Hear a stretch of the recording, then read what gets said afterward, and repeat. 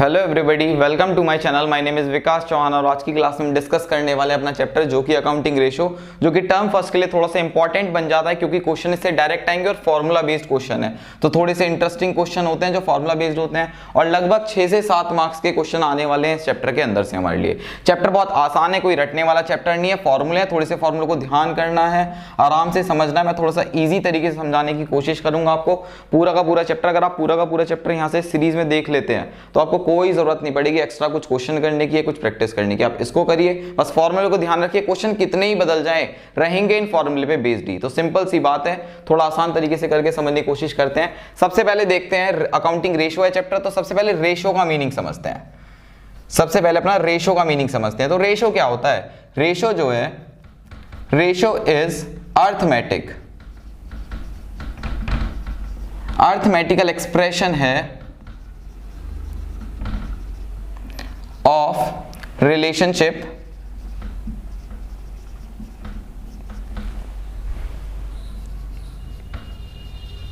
between two related items के बीच में। कोई भी दो चीज जो आपस में रिलेटेड होती है हम उसको कैसे लिख सकते हैं? रेशो में लिख सकते हैं। जैसे कि भी आप पार्टनरशिप वाला चैप्टर पढ़ के आए हो तो भाई ए और बी ने डिसाइड करा अपने प्रॉफिट को किस रेशो में बांटने के लिए, 3:2 में। तो ए और बी जो हैं वो आपस में कैसे रिलेटेड हैं? इस 3:2 की फॉर्म में रिलेटेड है। तो बस क्या है, रेशो एक अर्थमेटिकल मतलब न्यूमेरिकल एक्सप्रेशन है, relationship between two related items. जो भी दो रिलेटेड आइटम्स आपस में किस रेशो में रिलेट करते हैं, किस तरीके से रिलेटेड है कि भाई ये जो है वो डबल लेगा, ये आधा लेगा तो 2:1, ठीक है, ये 4 गुना लेगा और ये सिंगल लेगा तो 4:1। तो बस रेशो जो होता है अपना एक अर्थमेटिकल एक्सप्रेशन को दिखाता है, जो कि आप समझते हो, पहले से देखते आए हो कि किस फॉर्म में लिख सकते हैं इसको, रेशो की फॉर्म में। यानी कि यहां पर कुछ भी नंबर लिखा हुआ है 3:2, तो ये क्या है भैया, रेशो की फॉर्म होती है। अब जब कभी भी हम इस रेशो को हम अकाउंटिंग डाटा पे बेस्ड कैलकुलेट करते हैं तो ये हमारी क्या बन जाती है, अकाउंटिंग रेशो बन जाती है। फिर ये हमारी क्या बन जाती है, अकाउंटिंग रेशो बन जाती है। तो आप यहां तक आ गए भाई, हम कहां तक, अकाउंटिंग रेशो पे आ गए। अब जो हम चैप्टर पढ़ ही रहे हैं अकाउंटिंग रेशो, तो इस चैप्टर के अंदर जो क्लासिफिकेशन है ना रेशो का, इस चैप्टर के अंदर जो क्लासिफिकेशन है रेशो का, वो कितने पार्ट में है? 4 पार्ट में रेशो को जो कर रखा है इस चैप्टर के अंदर, क्या कर रखा है, डिवाइड कर रखा है। मतलब कि जो हम समझेंगे इस चैप्टर के अंदर रेशो को, वो कितने पार्ट में समझेंगे? वो समझेंगे हम 4 पार्ट में, ठीक है ना। तो वो क्या है, क्लासिफिकेशन जो है रेशो का, वो क्या है? एक होती है हमारे पास लिक्विडिटी रेशो, ठीक है। दूसरी जो है हमारे पास, वो है हमारे पास सॉल्वेंसी रेशो। थर्ड है हमारे पास एक्टिविटी रेशो।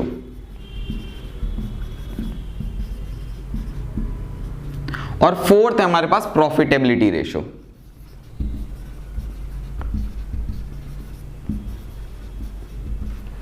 आप आराम से, हम एक एक करके आने वाली क्लास में जो है इन सबको कवर करेंगे। आराम से सबको समझना है, ज्यादा कुछ मुश्किल है नहीं, बहुत आसान, बस फॉर्मूले बहुत ज्यादा है और फॉर्मूले याद करवाने का काम मैं करूंगा। तो आप सबसे पहले जो हमारे पास आती है लिक्विडिटी रेशो, तो लिक्विडिटी रेशो को और क्या बोलते हैं हम? लिक्विडिटी रेशो को हम शॉर्ट टर्म सॉल्वेंसी रेशो भी बोलते हैं। इसको हम और क्या बोलते हैं? शॉर्ट टर्म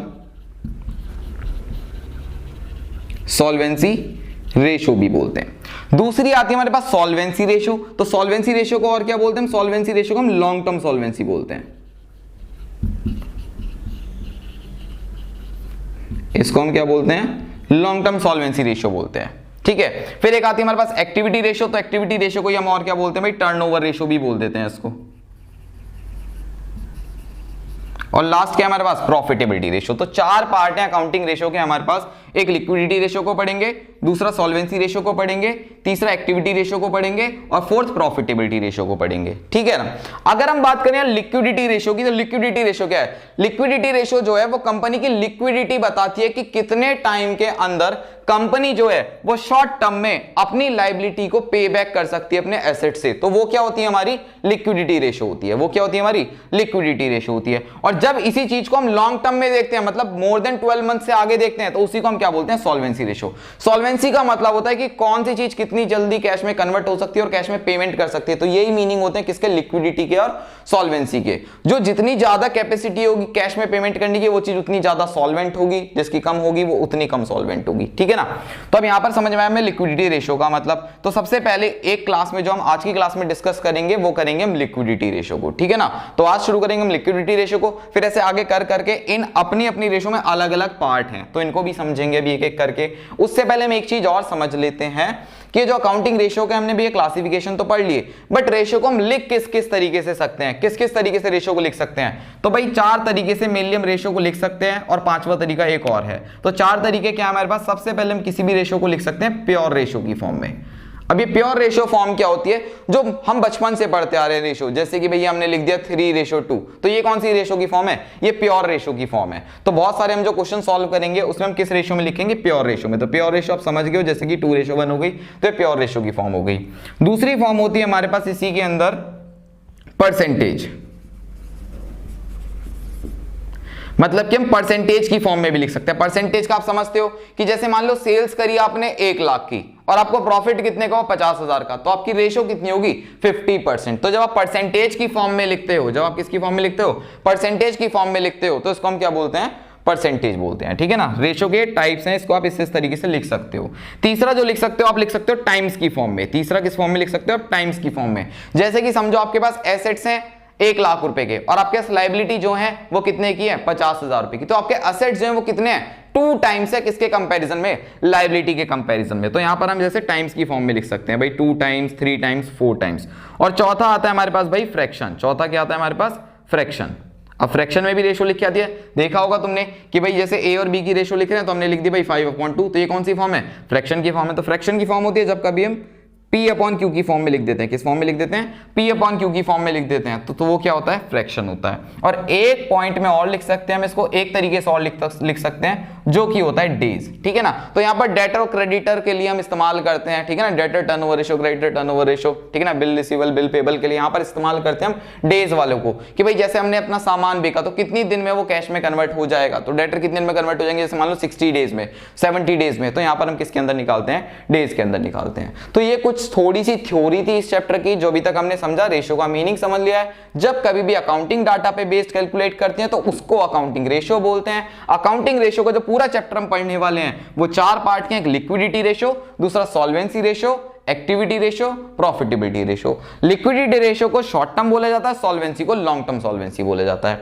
एक्टिविटी रेशियो को टर्नओवर रेशियो बोलते हैं और लास्ट है हमारे पास क्या, प्रॉफिटेबिलिटी रेशियो। तो 4 पॉइंट को हम पढ़ने वाले हैं। रेशियो के जो टाइप्स है वो हम समझ सकते हैं कि 5 तरीके से हैं। तो पहला क्या, जैसे प्योर रेशियो लिख दिया, परसेंटेज में लिख सकते हैं रेशियो को, टाइम्स में भी लिख सकते हैं रेशियो को, फ्रैक्शन के अंदर लिख सकते हैं रेशियो को, और कैसे लिख सकते हैं रेशियो को, डेज में लिख सकते हैं। तो आज की क्लास में हम शुरू करेंगे अपना पॉइंट जो है वो कौन सा, लिक्विडिटी रेशियो। तो पहले एक एक करके लिक्विडिटी रेशियो को समझते हैं। अब लिक्विडिटी रेशियो भी जो है ना वो 2 रेशियो में डिवाइडेड है। तो आज हम सिर्फ लिक्विडिटी रेशियो को समझने वाले हैं, इसलिए आज सिर्फ इन 2 की बात करेंगे। अब इन पे कोई डिस्कशन नहीं करेंगे, ना ही आपको कंफ्यूज होना है। तो लिक्विडिटी रेशियो में जो है वो 2 रेशियो आती हैं। पहली आती है हमारे पास करंट रेशियो और दूसरी आती है हमारे पास क्विक रेशियो, ठीक है। अब हम इन दोनों को समझते हैं एक एक करके। फिर करंट रेशियो का क्या फॉर्मूला होता है, क्या क्या चीजें इंक्लूड होती हैं, क्विक रेशियो क्या फॉर्मूला होता है, तो समझते हैं अब इसके बाद इस चीज को, ठीक है। तो आइए फर्स्ट समझते हैं अपनी लिक्विडिटी रेशियो को। 4 तरीके की रेशियो होती हैं, तो उसमें फर्स्ट जो है अपने पास लिक्विडिटी रेशियो है। लिक्विडिटी रेशियो को और क्या बोलते हैं हम, शॉर्ट टर्म सॉल्वेंसी रेशियो भी बोलते हैं।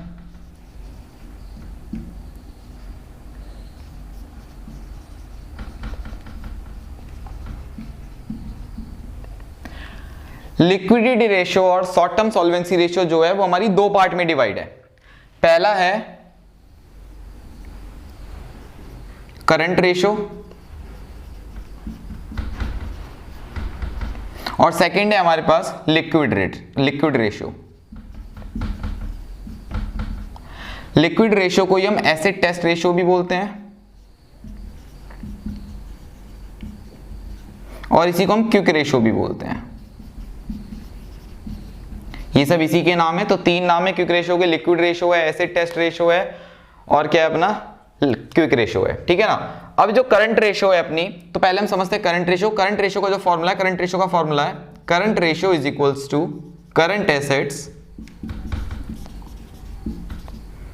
Upon current liability.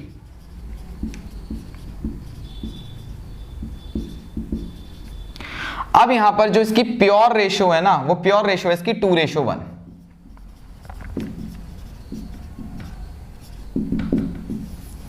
कॉपी लेके आप सारे के सारे नोट्स बनाते रहिए, जितना इससे पहले लिखवा है, जो लिखवाया है। इसके अलावा आपको बुक उठाए कोई देखने की जरूरत नहीं है। अगर आप चाहते हो तो सैंपल पेपर जो कुछ भी आपका, जो कोई भी बुक है उसके क्वेश्चन की कुछ प्रैक्टिस कर सकते हो। वैसे तो इतना बहुत रहेगा आपके लिए, ठीक है ना। दूसरा जो है वो अपना क्या है, लिक्विड रेशियो का फॉर्मूला है। तो लिक्विड रेशियो का फॉर्मूला, क्विक रेशियो का जो फॉर्मूला है वो है अपने लिए क्या, लिक्विड एसेट्स बोल लो अपॉन करंट लायबिलिटी। ये करंट लायबिलिटीज, ठीक है ना। इसी तरीके से इसकी जो प्योर रेशियो होती है वो होती है 1:1। मतलब अगर कंपनी करंट रेशियो की बात करे तो कंपनी के पास जो एसेट्स होने चाहिए वो 2 गुना होने चाहिए किससे, लायबिलिटी से। अगर उसके पास लायबिलिटी 100 रुपए की है तो एसेट्स कितने के होने चाहिए, 200 रुपए के। अगर लायबिलिटी 1 लाख की है तो एसेट्स कितने के होने चाहिए, 2 लाख के। और यहीं पर हम बात करते हैं, ये वो रेशियो है जो रेशियो क्या मानी जाती है कंपनी के लिए अच्छी मानी जाती है, एक आइडियल मानी जाती है। इसी को आइडियल भी बोलते हैं, ठीक है ना। इसी को आइडियल रेशियो भी बोलते हैं। इसी तरीके से अगर हम बात करें हम लिक्विड रेशियो की, तो यहां पर क्या माना जाता है, लिक्विड एसेट्स और करंट लायबिलिटी की जो रेशियो होती है 1:1 मानी जाती है। तो हम करंट एसेट्स में से कुछ एसेट्स को माइनस कर देते हैं तो क्या निकल के आती है, लिक्विड रेशियो। इसको समझेंगे बाद में जब हम लिक्विड रेशियो की बात करेंगे। अभी पहले हम समझते हैं आराम से करंट रेशियो को। तो करंट रेशियो का फॉर्मूला क्या दिख रहा है आपको, सीधे सीधे current assets upon current liability. तो पहले हम ये समझ लेते हैं यार कि करंट एसेट्स में क्या आते हैं। तो सबसे पहले करंट एसेट्स के डाउट को क्लियर कर लेते हैं। तो करंट एसेट्स में हम क्या क्या चीजें लेंगे। देखो अगर आपने ये चीज पढ़ ली है तो बहुत अच्छी है, पहले से आपका रिवीजन हो जाएगा। नहीं पढ़ी है तो आप सबसे पहले चैप्टर फर्स्ट जो है ना उसमें एक बैलेंस शीट दे रखी है, उस बैलेंस शीट को पढ़ के आओ। अगर बैलेंस शीट पढ़ोगे तो आपको आसान हो जाएंगी कौन सी चीजें करंट एसेट्स में आती हैं, कौन सी चीजें करंट लायबिलिटी में आती है, तो और अच्छा हो जाएगा। और जिन लोगों ने नहीं पढ़ी है तो भी कोई दिक्कत नहीं, मैं सारे के सारे नाम लिखवा रहा हूं, बट आपको थोड़ी सी मेहनत करनी पड़ेगी फिर इनको याद करने में। तो सबसे पहले करंट एसेट्स में क्या आती है अपने पास, करंट इन्वेस्टमेंट आती है। और करंट इन्वेस्टमेंट को ही हम क्या बोलते हैं, शॉर्ट टर्म इन्वेस्टमेंट भी बोलते हैं। तो अगर शॉर्ट टर्म लिखा दिखाई दे तो भी वो क्या है, अपनी करंट इन्वेस्टमेंट है। दूसरी आती है अपने पास इसके अंदर मार्केटेबल सिक्योरिटीज।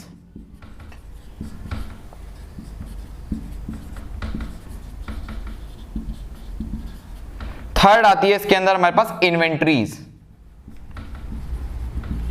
और जो इन्वेंट्रीज लेते हैं ना हम किसके अंदर, जब हम कैलकुलेट कर रहे होते हैं करंट रेशियो, और करंट रेशियो के जब हम करंट एसेट्स ले रहे होते हैं उस वक्त जो हम इन्वेंट्रीज लेते हैं ना वो छोड़ कर लेते हैं किसको, एक्सेप्ट कर लेते हैं किसको, लूज टूल्स को।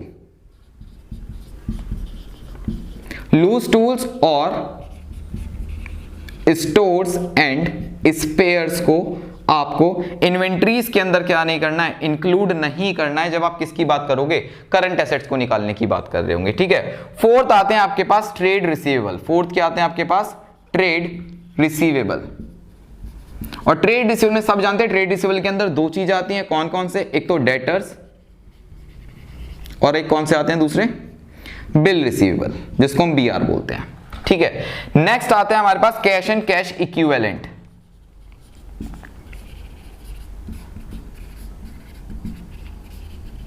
अब कैश एंड कैश इक्विवेलेंट्स में क्या आते हैं, कैश और कैश के बराबर चीजें। जैसे कि मेनली इसमें समझ सकते हैं कैश और बैंक आता है, इसके अंदर क्या आता है, कैश और बैंक आता है। फिर नेक्स्ट आता है हमारे पास short terms, loans and advances. मतलब शॉर्ट टर्म में हमने जो भी लोन और एडवांसेस दे रखा है वो भी किसके अंदर आएंगे, करंट एसेट्स के अंदर। और एक लास्ट चीज और ऐड कर देंगे इसके अंदर, लास्ट चीज आएगी हमारे पास करंट एसेट्स के अंदर अदर करंट एसेट्स, जो कुछ भी बच गए, ठीक है ना, अदर करंट एसेट्स। तो इन 7 चीजों को आप अगर जोड़ोगे तो सारी की सारी चीजें किसके अंदर आएंगी, आपकी करंट एसेट्स के अंदर आएंगी। इसके अलावा और कुछ भी नहीं लेना है, तो बहुत ही आसान बन जाएगा। बस आपको भाई साथ के साथ क्या करते रहना है, चीजों को नोट करना है और इनको क्या करना है, रिवाइज करना है। अपने नोट बनाइए, बुक में चैप्टर बहुत ही ज्यादा बड़ा है, बुक से पढ़ोगे तो परेशान हो जाओगे कहां तक है। यहां से समझेंगे एक एक पार्ट करके और सारी चीज क्लियर होती चलेंगी। दूसरा भी हमने समझ लिया करंट एसेट्स में क्या आता है। नेक्स्ट समझ लेते हैं करंट लायबिलिटी में क्या आएगा।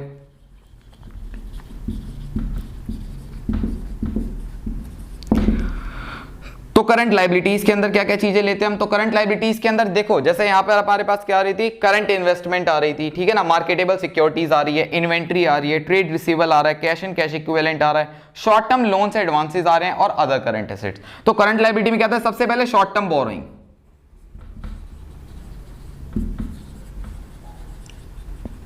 जो छोटे पीरियड के लिए हमने क्या करी है, बोरोइंग करी है, आएंगे इसके अंदर। दूसरा क्या आएगा, शॉर्ट टर्म प्रोविजंस आ जाएंगे, याद करना बहुत आसान है। नेक्स्ट क्या है, जैसे यहां पे ट्रेड रिसीवेबल होता है तो ये क्या होता है, एसेट। सेम इस तरीके से पे करना पड़ता है तो क्या होता है, ट्रेड पेबल होता है। और ट्रेड पेबल में दो चीजें आती हैं हमारे पास, कौन कौन से, एक तो क्रेडिटर्स और दूसरा कौन सा आता है, बिल पेबल, ठीक है, जिसको बीपी बोल देते हैं हम। नेक्स्ट लास्ट क्या आता है भाई, जैसे यहां पर क्या आते हैं, अदर करंट एसेट्स, ऐसी जो बच गए यहां पर क्या आ जाएंगे, अदर करंट लायबिलिटीज। अभी जैसे अदर करंट एसेट्स है, इसमें क्या आ जाएंगे, जैसे कि प्रीपेड एक्सपेंस,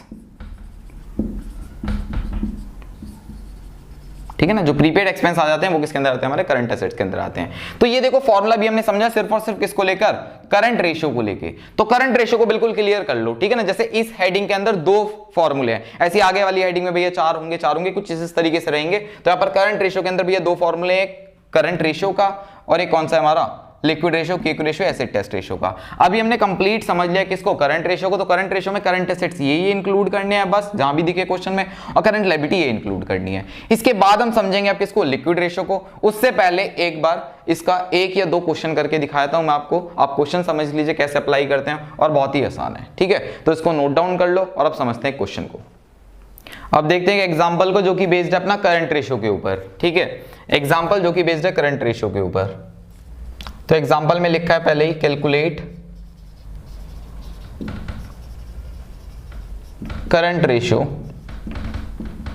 करंट रेशियो आपको निकालनी है, और वेरिएबल्स क्या दे रखे हैं आपको, दे रखा है सबसे पहले दे रखा है ट्रेड पेबल। ट्रेड पेबल दे रखा है आपको 1,20,000 का, ठीक है। नेक्स्ट दे रखा है आपको ट्रेड रिसीवेबल्स,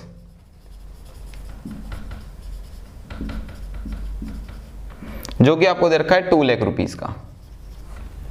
नेक्स्ट दे रखा है आपको प्रीपेड एक्सपेंस,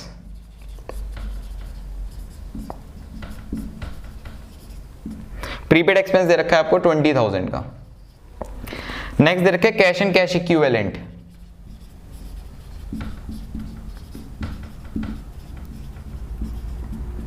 ये दे रखे हैं आपको 60,000 रुपीस के। आगे दे रखा है आपको शॉर्ट टर्म इन्वेस्टमेंट,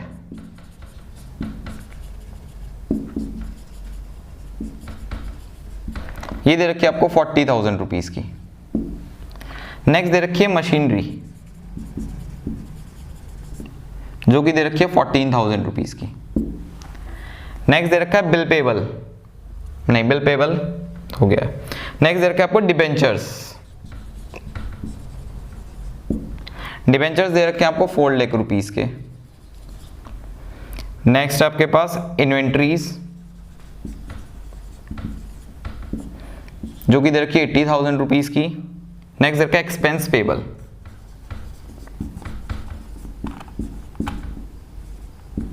ये दे रखा है आपको 80,000 रुपीस का, ठीक है। ये आपको क्वेश्चन दे रखा है। अब बात करते हैं, देखो समझते हैं, आपको पूरा पता है कि भाई करंट रेशियो का फॉर्मूला क्या होता है। करंट रेशियो का फॉर्मूला होता है current assets upon current liability. अगर मैं ये फॉर्मूला लगा देता हूं तो मेरा क्या निकल जाएगी, करंट रेशियो निकल जाएगी। क्या निकल जाएगी हमारी, करंट रेशियो निकल जाएगी, ठीक है। अब करंट रेशियो को निकालने में मेरे को ये पता होना चाहिए कि करंट एसेट्स में क्या क्या आइटम लेने हैं और करंट लायबिलिटी में क्या लेने हैं। तो करंट रेशियो निकालनी है, तो current ratio is equals to हो जाएगा current assets upon current liability.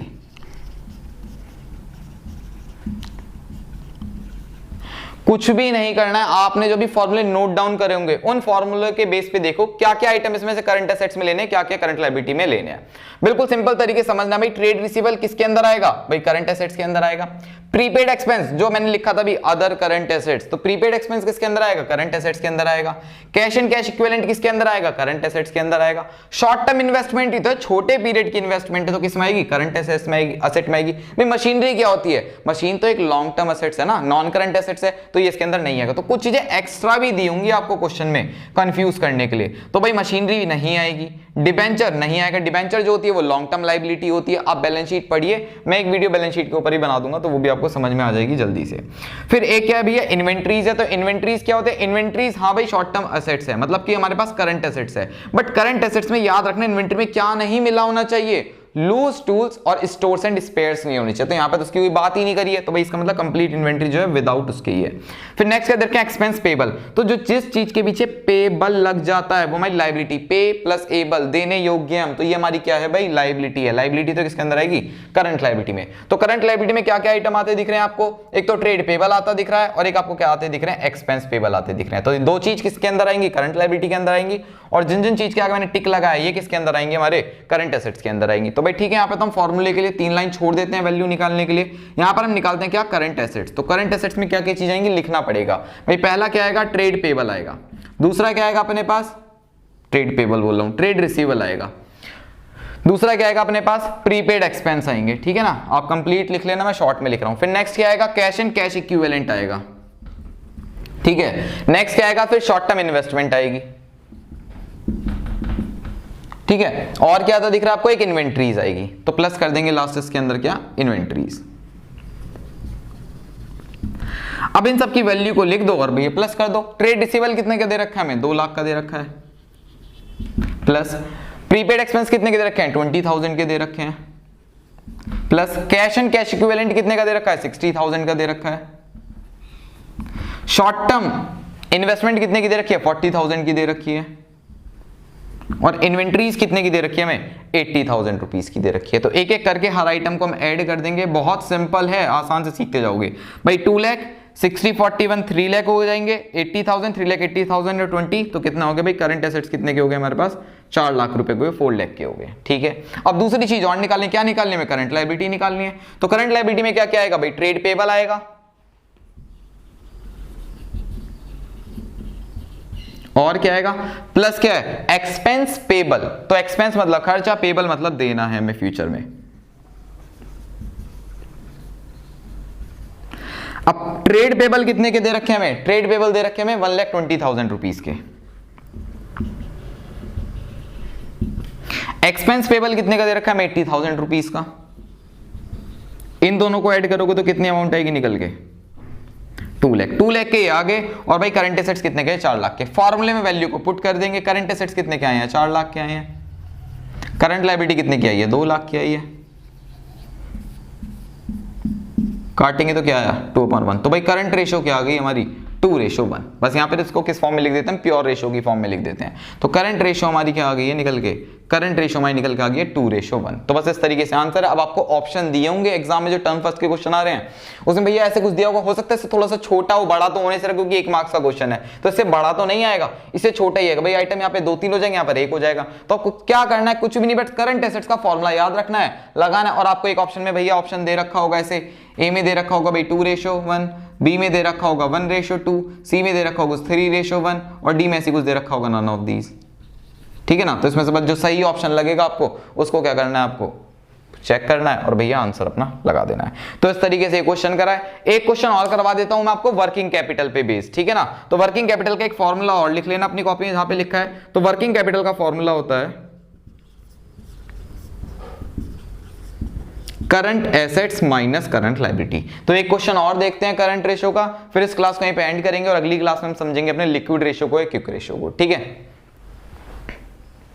एक क्वेश्चन और देखते हैं वर्किंग कैपिटल पे बेस्ड, इसके अंदर भी हमें क्या करनी है, करंट रेशो निकालनी है। तो यहां पर भी एग्जांपल भी हमें दे रखा है, कैलकुलेट करंट रेशो आपको निकालनी है और क्वेश्चन जो है वो किस पे बेस्ड है, वर्किंग कैपिटल पे बेस्ड है। तो पहले आपको वर्किंग कैपिटल का फॉर्मूला एक बार और बता देता हूं कि भाई वर्किंग कैपिटल का फॉर्मूला क्या होता है, current assets minus current liability. ये किसका फॉर्मूला होता है, वर्किंग कैपिटल का फॉर्मूला होता है। देखते हैं एग्जांपल में क्या क्या चीजें दे रखी है। एग्जांपल में हमें सबसे पहले दे रखे भाई करंट एसेट्स ही दे रखे हैं। करंट एसेट्स कितने के दे रखे हैं, 4 लाख के। तो यहां पर और कोई भी आइटम लिखा दिखाई दे क्वेश्चन के अंदर करंट एसेट से रिलेटेड, आपको उसको इंक्लूड नहीं करना है, क्योंकि आपको ऑलरेडी क्या दे रखा है, करंट एसेट्स दे रखे हैं। ठीक है ना, ये वही वाली बात है, अगर आपको टोटल सेल्स पहले से ही दे रखी है तो फिर आपको कैश सेल्स और क्रेडिट सेल्स को ऐड करने की जरूरत नहीं है। सेकेंड आपको दे रखी है भाई इन्वेंट्रीज। तो ये जो इन्वेंट्रीज दे रखा है आपको कंफ्यूज करने के लिए दे रखा है, जिसकी वैल्यू दे रखी है भाई कितनी, 2 लाख, क्योंकि करंट एसेट्स ऑलरेडी कैलकुलेट करके दे रखा है, तो फिर इसको मत जोड़ना। नेक्स्ट आपको क्या दे रखा है भाई, क्वेश्चन के अंदर वर्किंग कैपिटल दे रखी है और वर्किंग कैपिटल कितने की दे रखी है, 2,40,000 रुपीज की दे रखी है। और हमें बोला है कैलकुलेट करनी है क्या, current ratio. Current ratio calculate करने के लिए मैं बोला है। तो देखते हैं भाई सॉल्यूशन में क्या लिखेंगे। भाई वर्किंग कैपिटल हमें दे रखी है करंट एसेट्स, तो हमको याद होना चाहिए कि यार मेरे को करंट रेशो का फॉर्मूला क्या होता है, मेरे को निकालनी है करंट रेशो। तो करंट रेशो का फॉर्मूला होता है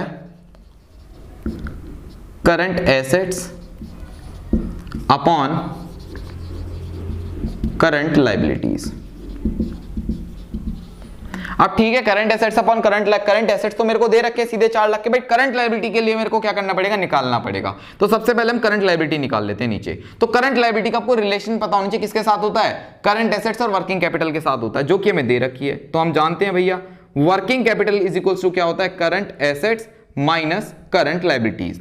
वर्किंग कैपिटल की वैल्यू आपको क्वेश्चन में दे रखी है, कितने की दे रखी है, 2,40,000 रुपीज की, तो वैल्यू को पुट कर दोगे।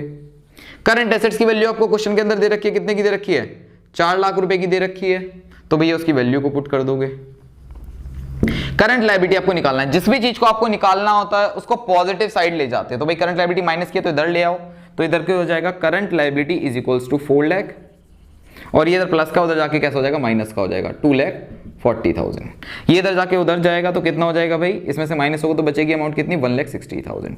तो भाई करंट लायबिलिटी कितने की हो गई हमारे पास, 1,60,000 रुपीज की, बस यही निकालना था। अब क्या करना है, आप तो वैल्यू पुट कर दो। करंट एसेट्स कितने का दे रखा है, 4 लाख का दे रखा है।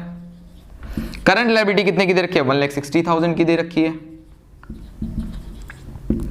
ठीक है, दोनों को क्या कर दीजिए भैया, डिवाइड कर दीजिए, काट दीजिए, जो भी कटता है। 1,60,000, 3 0 से 3 0 कैंसिल हो जाएंगे, इस 0 से ये 0 कैंसिल हो जाएगा, बचा कितना, 16। तो 4 4 16 होता है, और 4 10 कितना होता है भैया, 40 होता है। आगे क्या आ जाएगा भैया, 10/4, 2 से काटोगे तो कितना आएगा 2, इससे काटोगे तो क्या आएगा 5, और 5 को 2 से डिवाइड करो तो कितना आएगा 2.5। अब 2.5 ऊपर आ रहा है तो नीचे क्या बच रहा है, 1 बच रहा है, तो रेशो कितनी हो जाएगी अपनी, 2.5:1। ये क्या हो जाएगा, आपका आंसर हो जाएगा किसका, करंट रेशो का। कुछ इस तरीके से क्वेश्चन होंगे, जो भी आपके पास बुक है उसकी प्रैक्टिस कर लीजिए। वीडियो अच्छी लगी हो तो लाइक कर देना, अपने दोस्तों के साथ शेयर कर देना। मिलते हैं नेक्स्ट क्लास में लिक्विड रेशो वाली हेडिंग के साथ।